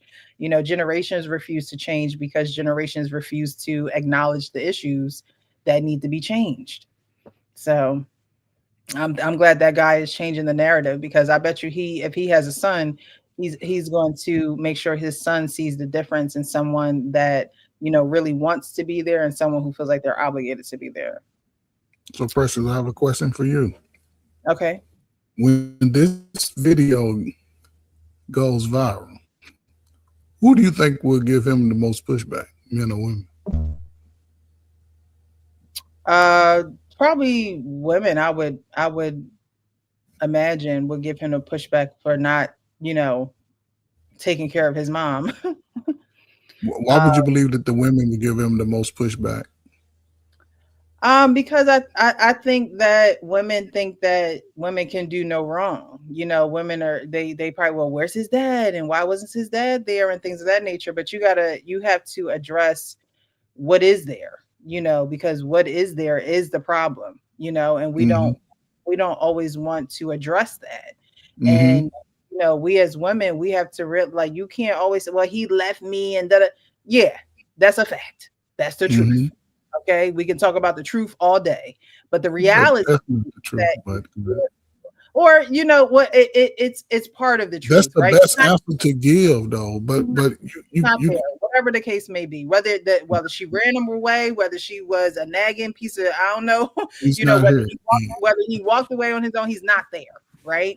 And so as women, you do have to have a daily choice to wake up, do what you got to do, take care of that child, go get that money. You know, that's something that you have to learn how to incorporate into your character, because that's who you are now. You're a mother, you know, and because you are there doing everything, don't mean that you're there doing everything correctly.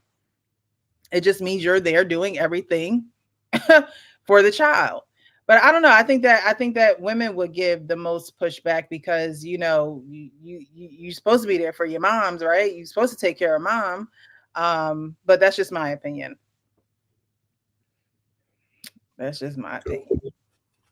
All right, so we're gonna get to this last topic, and it's Nia Long saying that, you know, she's telling her sons, and we know she has two sons by two men, and she is telling them, you know, you guys do not get my inheritance if you have a child out of wedlock. So Nia Long is touching heat online after claiming, my sons know that if they have a child out of wedlock, they will not receive any inheritance from me, sparking a wave of mixed reactions across social media. The actress is the mother of two sons, Mazi Zavago Dorsey II, whose father is Masi Dorsey, and Kez Sunday Udoko, whose father is Ime Udoko.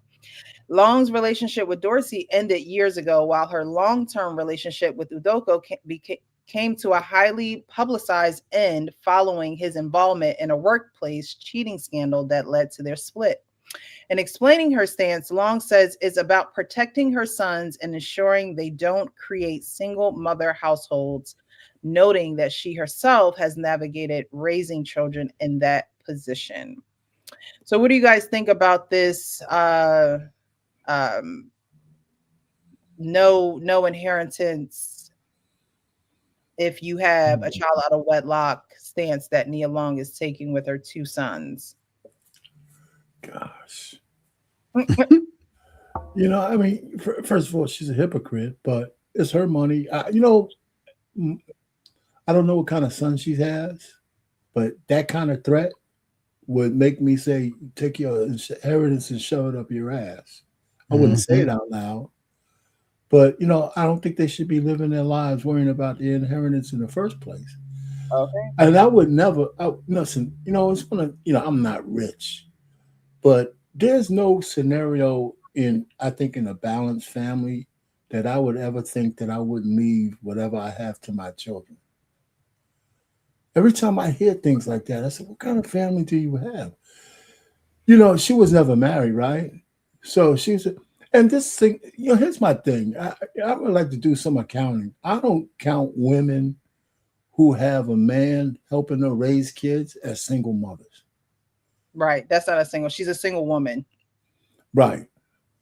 Right. And this whole notion, so that's how we get this glorification of single motherhood kind of crap. Because if the guy's not just, I'm not even talking about with just money. Right. If he's responsible and he's hanging out with the kids, you don't have to do a lot of heavy lifting with decision making and discipline. You might be a single woman, but you're not a single mother. Mm-hmm. And it does, you know, because real single mothers are hurting out there. Yeah. Well, I can't remember if Nia Long was ever hurting. You know what I'm saying, in terms of being able to take care of things. So, I mean, that's one. But whatever she wants to do with the money she's made, I don't think that's that threat is, I think that threat is counterproductive. Just tell your kids, you know, if you're going to have children, I'd rather you be married.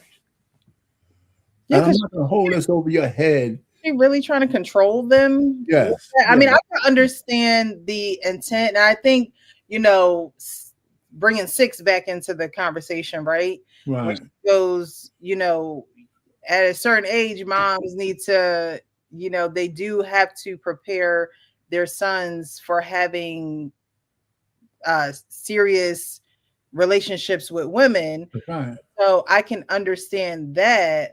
But to say and I can understand you wanting these women to love your sons for who they are and not for the money that's probably, you know, sitting in their bank account because their mom is Nia Long.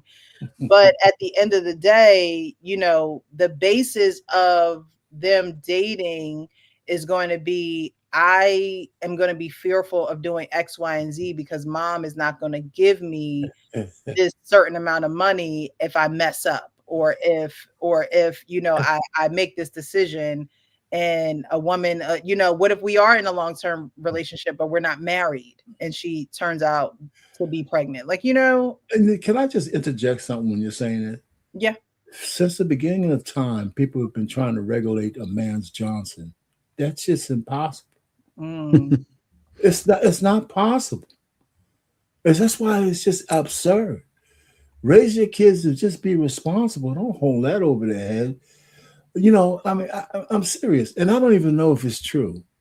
Like, I know a lot of people, and I'm gonna end it here, who have their kids have an illegitimate kid or a kid out of wedlock.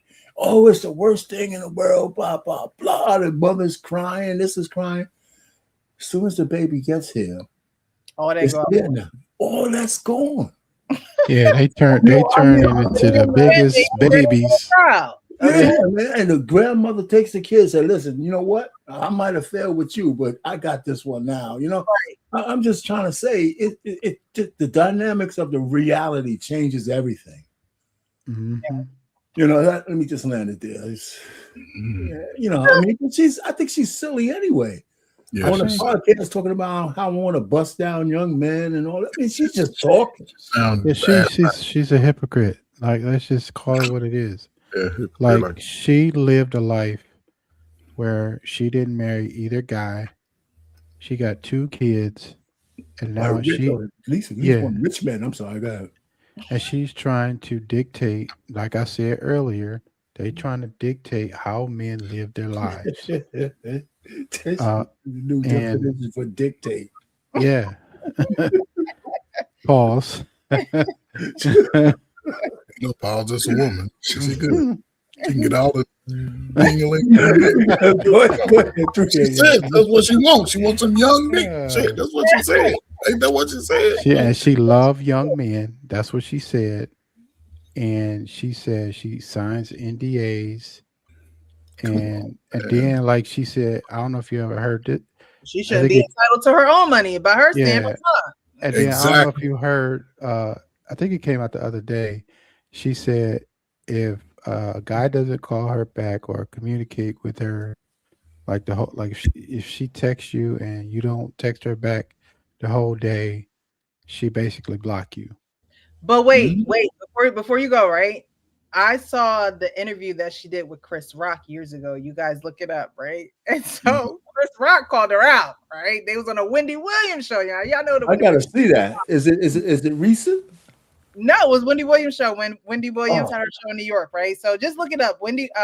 Nia Long and Chris Rock interview with Wendy Williams, right? And so when they were talking, I'm like, oh, so this is the guy that didn't call her back, because she's like, how do you go out with a guy and he doesn't call you back? And Chris Rock was like, hold on now. He's like, we go on a date and we're talking, and he's like, so, are you single? Are you seeing somebody? He said that Nia Long said, well, if I want to find some D, I know where to find it. That was her remark. Like, I'm out. I'm not calling you. I'm not texting you. I'm not. And he kept it real G. Like, if that's the case, then go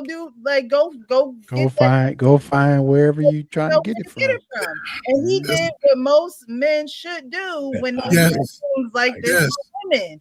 So now years later, she want to get on a podcast and say, well, if I text a guy and he don't text me back, but it's like, again, the fruit, you got to examine the fruit. This man is not going to forget something that you told him. Now, he probably done told his boys, and his boys know that, hey, she know where to go get it when she wanted. So why am I going to waste my time taking her out spending my money when the guy down the street is just going to open the door and say, come on in, Yeah, so and I will say this. I saw the, it kind of like circled the block with that comment. I will say this to make it straight.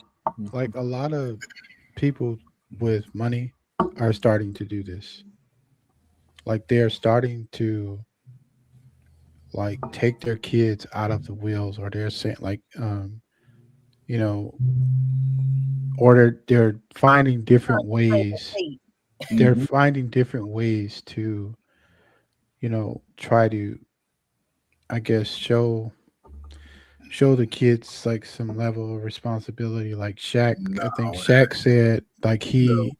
he employs his kids into his businesses, so like so they can basically forge their own careers without you know having to depend on the inheritance, which I agree on. Like if you got a business, why not just Put them to work. let them work? I agree with that. I agree with Listen, boy, that. get your kids to clean up around the nasty ass house first. That's their first fucking job. Going into the business. Get them to get. And I'm just being funny with you, 3M, because you're exactly right. But again, these examples of people, right? What they technically are saying is, don't move like mama and daddy did. Don't be in the streets like me. And here's how I'm gonna hold you to that. I'm gonna make sure I'm gonna hold this little money, because young folk chase that money. Before you can get this money, you can't be a baby mama like me. That's what she need to say. Listen, I was a baby mama. I made bad decisions. Don't do that shit. It ain't the same. Don't. And it's unfortunate, right? Because I tell, listen, my son ain't having these problems. I be telling him, he be trying to tell me, but he don't want to tell me. He don't tell me, but I already know. I said, dude, now I tell him this, don't become a baby daddy. And I had to tell him, you ain't got to worry about me. You're going to have to worry about that white man taking that money out your pocket, and a baby mama who might get mad because she know you got motion. Yeah. And when they get mad, they go run the good dude through the ringer. So he don't want to go through that.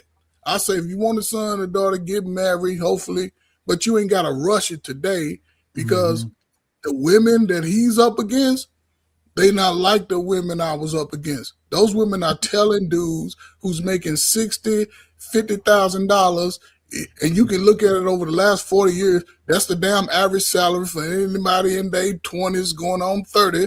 That's what you make in America, unless you're an athlete or exceptional, one of these little slow ass moving athletes. Y'all broke. But also, these dudes ain't got no major credit card debt. Probably they ain't even started wasting money before they started living life. So that's the thing. And with Nia Long, the message she giving her sons, hopefully, I say this, what she's saying, she got that from their daddy. They daddies are saying, don't be out here making no babies. That's why I ain't gonna give you that money. She's just taking talking points. She's going with whatever will get her visibility. Yeah. Trying to stay relevant. And taking the responsibility off of her. So it's unfortunate that here she is on one interview. I'm fucking all the young niggas. Young nigga wants to get their ass come through. Look, matter of fact, hit this and get up and leave. Don't be trying to cuddle. Don't be trying to boo me up. Go on, knock me down what you can and get up and leave. And I would hope her sons have learned from her. But the funny thing about that, though, right, is that she's taking the glean off the rose. If she just went off into just did movies, kept her mouth shut, and just been eloquent, she's already whatever star that was shining bright, she's dimming that shit. With all dimming that shit. Like, dang, Nia, why you shut up, man? Social media street. Like, be strong. Be strong. But they trying to hold on to the sisterhood. They trying to get women to follow those messages to stay relevant. Don't listen to her. Right, Taraji's kind of the same way in a different. She never was as big of a star. Let me tell you, I think Person of Interest was her show. I love that show. That show was so good. I'm segueing, but real quick, that show was so good. When she got killed off, she had to make a public service announcement. Wow. She had to actually come back on TV to tell the audience that she just didn't want to be typecast. She wanted to move on. People were so upset. I love that show. Because she went to Raggedy Empire. It was great. It was just great. Jim Caviezel. Empire. No. I know Empire. Person of Interest. Person of Interest. It was on. I think it was on NBC or CBS, it was right? NBC, so it's probably on Peacock. Yeah. Okay, So So Jim Caviezel, if you ever heard of the Passions of Christ, Jim Caviezel, Yeah. he's a pretty good actor. He was like she was a cop, and he was something else. He was like a private eye or a hitman or whatever it was. So it was awesome. So there you go, 3 we got something in common. I love that. I'm gonna tell you, it was a good show too. This is off topic, but Jack Ryan on Prime. Yeah, the new season is coming out. Yeah, they said the new season. I was telling my sister, I'm new like, season is coming out on May 10th. Okay. want something to watch, and I never get any good recommendations, so I had to write those down. You're the one busy. I'm retired. I can watch everything. Sometimes I do take the time to rest and just rest, like so. Sometimes you're watching me, but I do want to start off with, Are you From? I don't know if you're watching From 3 a.m. man. I'm a From guy. It's on MGM. I never heard of that. A horror flick, man. I mean, it's a my wife bought me this chair, a recliner. Mm-hmm. First time she bought me something like completely with not my money, right? So there's some kind of magic shit in that chair. When I sit in it, I'm out like a light, man. I put that shit in L position for loser, and I'm out. I'm just it's bad. I said I'm the same way on my couch. I think sometimes I sleep on the couch more than I sleep in the bed. Oh my God, we getting there to watch a movie, man. My eyes start getting heavy. My wife watching the movie, she looking over at me. She said, "You sleeping?" And I said, "Wait a minute, I'm in the kid, man. I got the cup over here." Oh my God. Anyway, that's living the life. We're completely off topic. Where's my girl? Got it. 6 to got it. She was first. I had her go first. But back that was a good. This was pretty good. I like Nia Long. I'm kind of disappointed. I think her sons. I think that kind of stuff goes through one ear and out. I'll tell you, people have been trying to regulate a man's Johnson since the beginning of time. It just don't happen.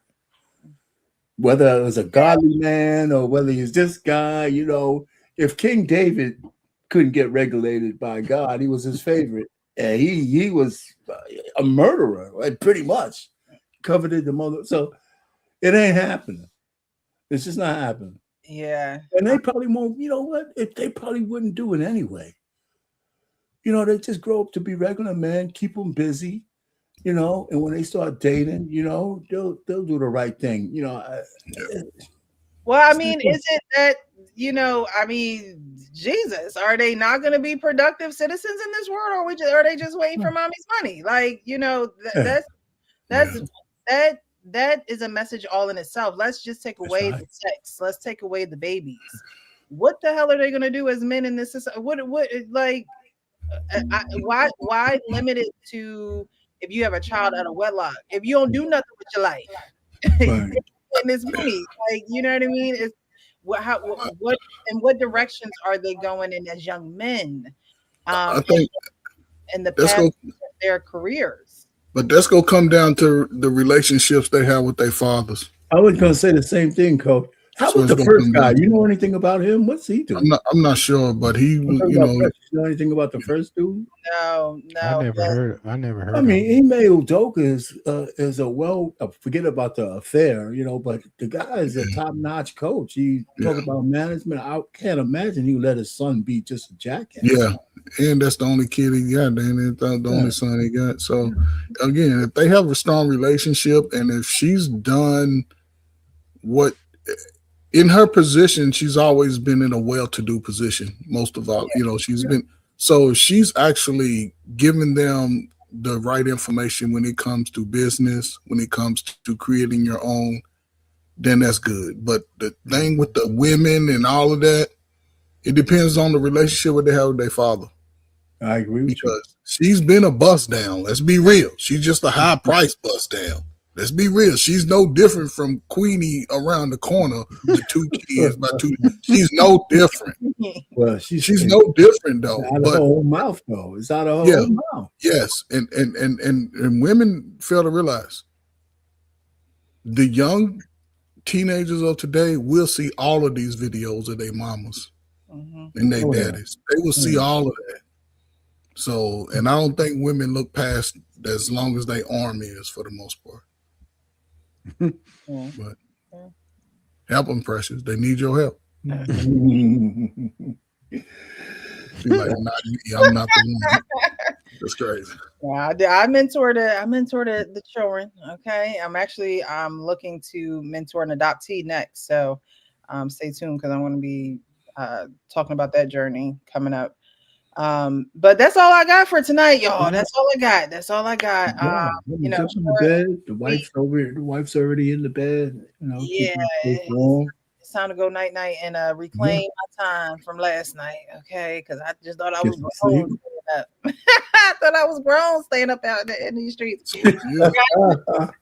We didn't mean to keep you up that late. We apologize.